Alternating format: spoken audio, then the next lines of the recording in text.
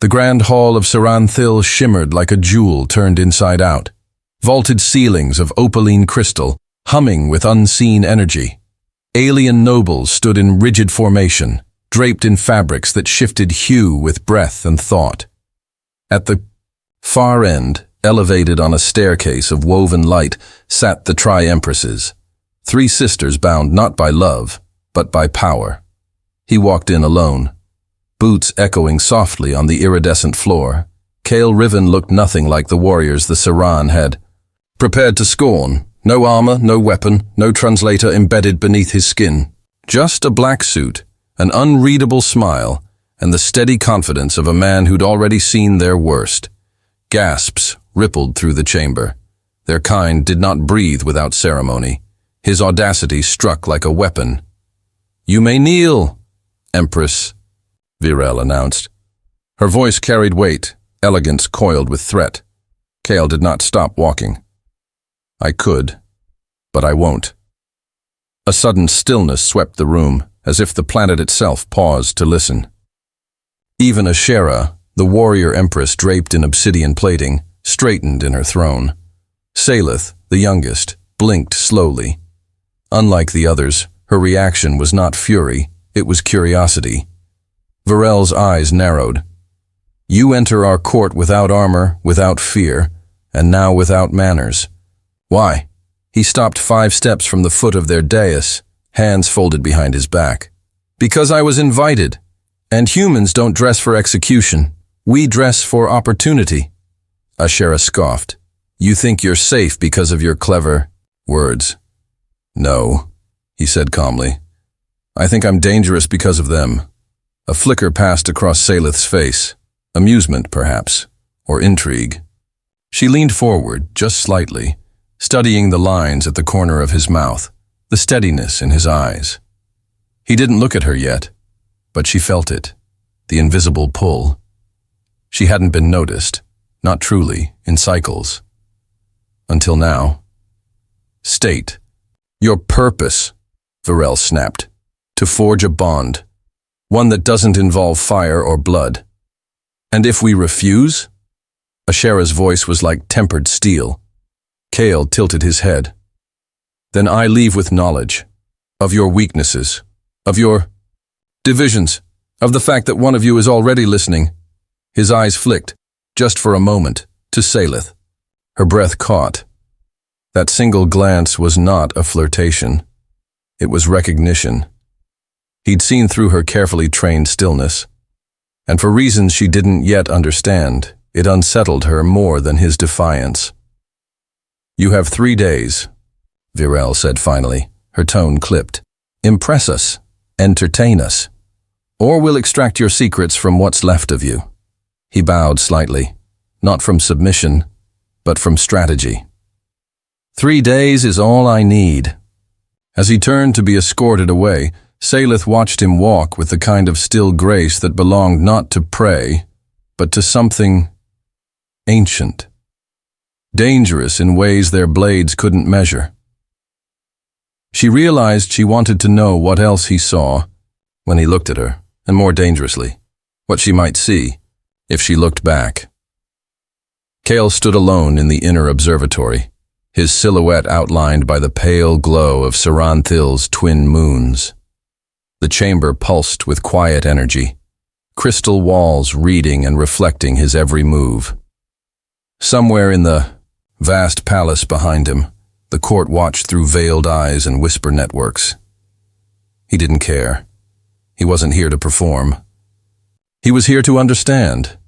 The Saran believed they were inscrutable, shrouded in hierarchy, layered in ancient rules, but Cale saw past the ceremony. He saw how every royal command was followed by the twitch of a watching eye, how each servant walked not in deference, but in caution. Power here was brittle, ornate, and afraid. The door slid open without sound.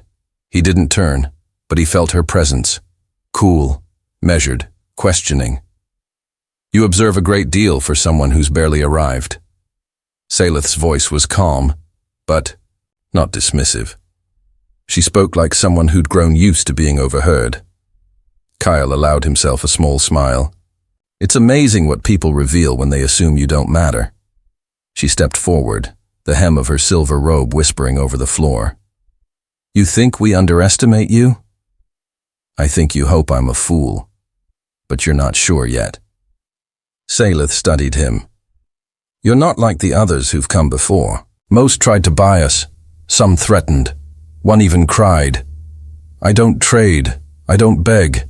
And if I threaten, it won't be with weapons. She tilted her head, curious. Then what will you use? Cale turned to face her fully. His gaze didn't waver, didn't ask for permission. The one thing your court has forgotten how to handle. Truth. Salith's breath caught, but she masked it behind stillness. This human did not speak with arrogance. His words landed like slow, deliberate steps, measured, undeniable. And what truths do you think you know? She asked. That Varel rules with masks, that Ashera confuses control with fear, and that you, he paused, watching her eyes, you were never meant to rule with them. You listen, not to obey, but to learn. You wait because you haven't yet decided whether to change everything or escape it. The silence that followed was not empty. It thrummed. No one had ever spoken to her like that. Not even her sisters, especially not her sisters. You're bold, she said softly. I'm human. That made her smile. Small, real, unguarded. And if you're wrong about me?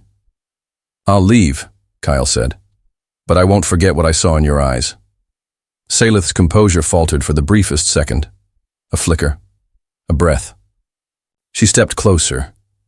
And when she spoke again, her voice held a note of something he hadn't heard from her before. Warmth. Almost wonder. You look at people like their stories, not threats. Cale's voice dropped, low and certain. Because the right story can bring down an empire. She didn't answer that. She didn't have to. Her silence was not rejection.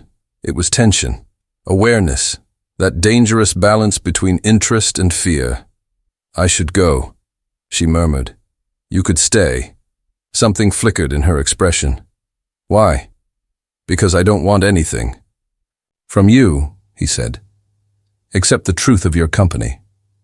It was a strange thing on this world. An offer without angle, attention without demand. She didn't move at first. Then slowly, she turned and walked away. But just before the doors, sealed behind her, she looked back. Only once. Long enough for him to see that something had shifted. Kyle remained where he was, staring into the alien night.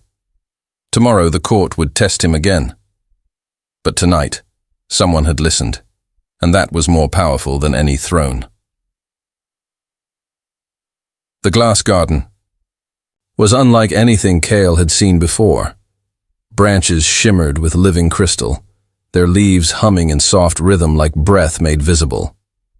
Flowers unfolded slowly, their translucent petals pulsing with inner light. Beneath the delicate beauty, he sensed something more, like the entire place was watching, waiting. He walked along the central path, past vines that twisted with sentient grace, toward the far end where someone stood motionless. Salith. Her back was to him, but she had known he was coming. He could feel it in the way her posture shifted, just slightly, the moment his steps entered the garden's rhythm.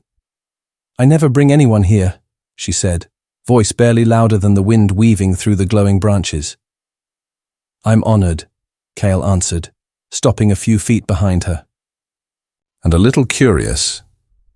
Why now? She turned, slowly. In this light, her eyes were darker than before, less guarded. Because you see things even I try to ignore. He watched her carefully, sensing she wasn't simply referring to court politics anymore. You think seeing makes me dangerous, he said. I know it does, she replied, stepping closer. My people were raised to mistrust what they feel. But you feel everything, and it's not a weakness to you. That unsettles them. He smiled faintly. And what about you? Are you unsettled? There was a pause. Fractions of a second. Yet it felt suspended in something heavier. I should be, she said, but I'm not. They stood in silence, the space between them no longer wide but filled with unspoken things. Cale tilted his head, watching her with quiet intensity. The first time I saw you, you didn't look at me like I was prey. You looked like someone who wanted something she wasn't allowed to want. Salith's breath caught. You think. You know what I want. I think you've spent a lifetime hiding it so well. Even you've forgotten, but it's still there. Her eyes searched his face, not for lies, but for certainty. And she found it. I was meant to be the silent one, she whispered. Not the fierce blade like Ashera, not the cold strategist like Varel, just the ornament between them. Seen, never heard. Kyle reached forward, slowly giving her time to retreat. She didn't. He touched her hand, barely, and the spark that passed between them wasn't metaphor. The garden pulsed in response, like it recognized something sacred blooming. You're not silent anymore, he said gently. Her fingers curled slightly around his. You're changing me. No, Kyle said. You're remembering who you were before they taught you to forget. The air between them thickened, not with danger, but with ache. A quiet building need that neither fully understood yet both recognized. He didn't kiss her. He didn't pull her close, but his touch lingered, like a promise that would never be rushed or broken. Salith looked down at their hands. They'll see this as betrayal. They already fear me, he said. Let them be right. For the first time in cycles, she laughed. Quiet, real, disarmed. You're not afraid of consequences, are you? I've lived my life facing them. But what terrifies me is leaving here without knowing who you truly are. Something broke open in her eyes then, walls collapsing without sound. She stepped closer, slowly, until her forehead brushed against his.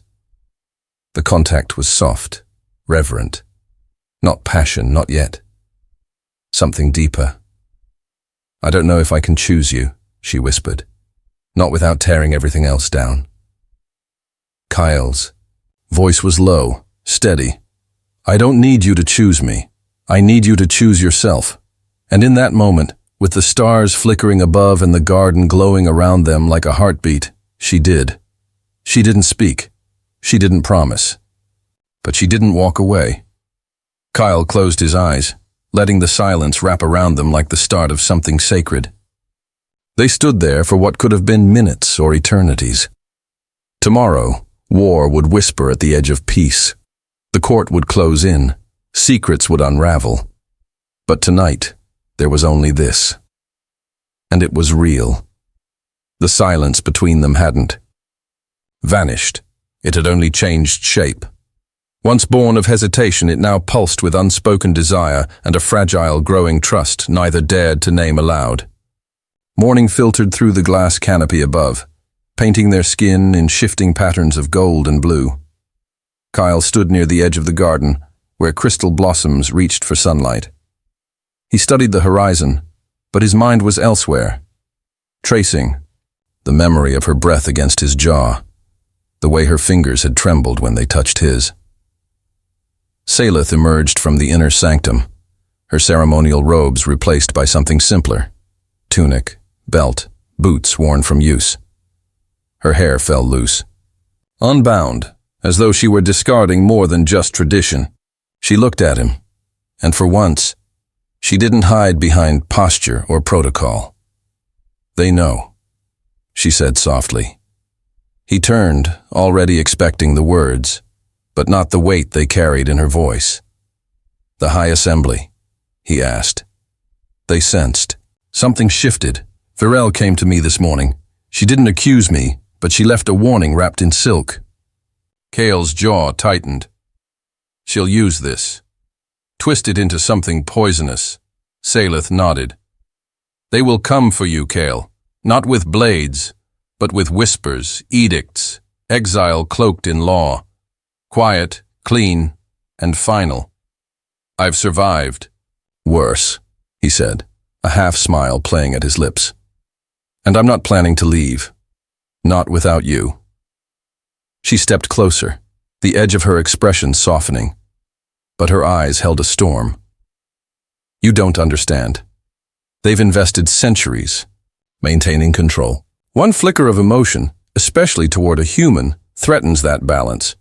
You're not just an inconvenience now, you're a fault line.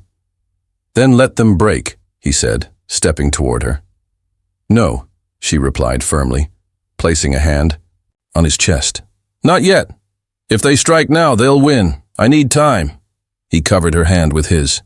To do what? To make them see me differently. To prove I'm more than what they've caged. She hesitated. To become someone worth following. Kyle didn't speak, but his hand tightened around hers, as if anchoring her to something. Real. You still want peace, he said. I want a future where I'm not forced to choose between my people and my soul. Kyle touched her cheek. Then let me stand beside you, not in front. I won't be your weapon, but I'll be your shield. Her breath caught, not from fear, but from the strange comfort of being understood. For once, she didn't feel like a figure carved for duty. She felt like a woman. And the way he looked at her, without expectation, without conquest, it threatened to undo her entirely. They spent the rest of the day hidden among the quiet, sharpening their plans with hushed voices. Kale laid out what he'd learned since his arrival, the alliances forming in secret, the growing unrest among younger nobles. Salith listened, asked questions, challenged his assumptions, and with every exchange, something inside her awakened, an edge she hadn't trusted in years. By nightfall, she no longer feared the assembly, but she feared what came next. Their hands brushed again beneath the tree of folded stars, an ancient construct made from crystal and memory. This time, when their fingers entwined, neither of them let go. I want to believe there's a way out, she murmured. There is, Kyle said, but it won't be clean, and it won't be safe. She looked at him, eyes gleaming with something that was neither fear nor defiance, but a surrender to truth. Promise me something. Anything. When they come for us, you won't let them steal the part of me that remembers this. You. Us. Kyle didn't respond with words. He leaned forward and kissed her, not with hunger but with reverence. It wasn't possession. It wasn't lust. It was an answer. A vow. Her hands rose to his collar, pulling him closer as her breath hitched against his mouth. It felt like stepping off a ledge and realizing too late that you never wanted to land. When they finally parted, the moment hung suspended between worlds. Kyle brushed a lock of hair from her temple. I won't let them rewrite you. And, she whispered, voice unshaken, then let them come. But neither of them saw the figure watching from beyond the glowing veil. Silent, cloaked, eyes glinting with betrayal. The whisper had already begun to spread, and the walls they built in secret were now in the crosshairs of those who feared what love could undo. The hunt had started, and time was no longer on their side. The halls of the citadel echoed with unnatural quiet. Guards moved like shadows, their armor polished to perfection, their faces expressionless. Salith stood before the grand assembly, every gaze heavy with centuries of judgment. She wore no crown, no ceremonial mask, only the truth in her stance and the fire in her eyes. Behind her, Kyle waited in silence. His wrists bore the marks of restraint, a calculated show of weakness meant to pacify the assembly's paranoia. He did not look down. His gaze never left her. High Arbiter Mareth stood. His voice, when it came, was sharp as ice.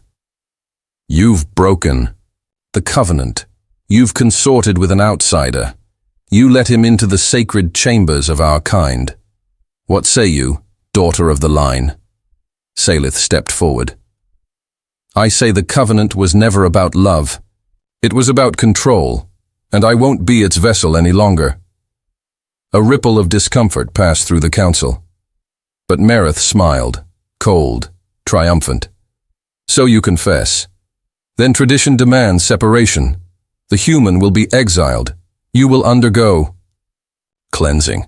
Your bloodline will be sealed. Cal flinched. Salith didn't move. You think fear still governs me, she said. But fear is what brought us here. It's what silenced generations before me. Not anymore. She turned, slowly, facing not just the council, but the watching elite, the advisors, the heirs, the crowd behind the veil. Those too afraid to speak but desperate for change. I've spent a lifetime being what you needed, a symbol, an obedient heir. You taught me duty was sacrifice, that love was a weakness. But I found strength where you saw corruption. Kyle stepped forward, guards stiffening around him. His voice rang out, not loud, but resolute. She taught me your language. I taught her trust. That wasn't contamination. That was transformation. Mareth gestured sharply. Silence him. But before the guards could move, a younger counselor, a woman named Irana, stood. No, let him speak. The room froze. Mareth's eyes narrowed. Irana, you've ruled by fear long enough, she said. Let us hear them both. The eye. Tide shifted, subtle and slow. One by one others began to rise. Younger voices, dissenting ones, those who had remained quiet for too long. Salith stepped beside Kale, her voice clear and fierce. We are not asking for pardon. We are demanding space to exist, together, without erasure. A long silence followed. Then Mareth stepped down from his platform. His steps were measured, deliberate, like a predator savoring the final act. You think you've changed something, but love is fleeting. Power is eternal. The assembly will endure. You will be forgotten. Kyle smiled. That's where you're wrong. Power held by fear dies with its master. But something born of truth, that spreads whether you will it or not. Mareth lunged forward, pulling a blade from his cloak. Everything moved at once. Guards raised weapons, shouts echoed, but Kale was faster. He grabbed Salith and turned her away, just as Mareth's blade cut through the air. It grazed Kale's side, a shallow but vicious strike. Blood darkened his tunic. Chaos erupted, but Salith didn't flinch. She stepped between them, hands raised, not in surrender, but command. Enough! Her voice cracked like thunder, amplified by the pulse-reactive chamber stones. The air shimmered around her, responding to the authority in her tone. Her people paused, listening not out of obedience, but recognition. This is not the old world anymore, she said. I am not the broken piece you molded. I am the one who will write what comes next. She helped Kale to his feet. His wound bled steadily, but he nodded once, wordless affirmation. She turned to the assembly. You can cling to silence, or you can choose evolution. I offer peace, but I will not beg for it. The older counselors did not answer, but Irana stepped forward. Let the vote be cast, not behind doors, now, here. It began. Slowly, hands raised, some reluctantly, others proudly. In the end, the vote tipped, just enough to fracture centuries of control. Mareth stared, disbelieving. His grip on the blade faltered. You've doomed us, he said. Salith's gaze never wavered. No, we saved ourselves. Later, in the quiet that followed the storm, Kyle lay on a treatment bed, his side wrapped in silver-threaded gauze. The medic said he'd live. Salith sat beside him, fingers laced with his, her body finally relaxed. You were willing to bleed for me, she said quietly. I would have died for you, he replied, but I'm glad I didn't. She laughed softly, head bowing toward him. I thought I had to choose between my world and my heart, she murmured. But maybe the heart was the world all along. Kale's thumb brushed her knuckles. You were never meant to kneel. Not to them, not to me. You were meant to rise. And so she did. With him beside her, a future once impossible began to take shape. Not perfect, not without challenge, but real, alive, and theirs.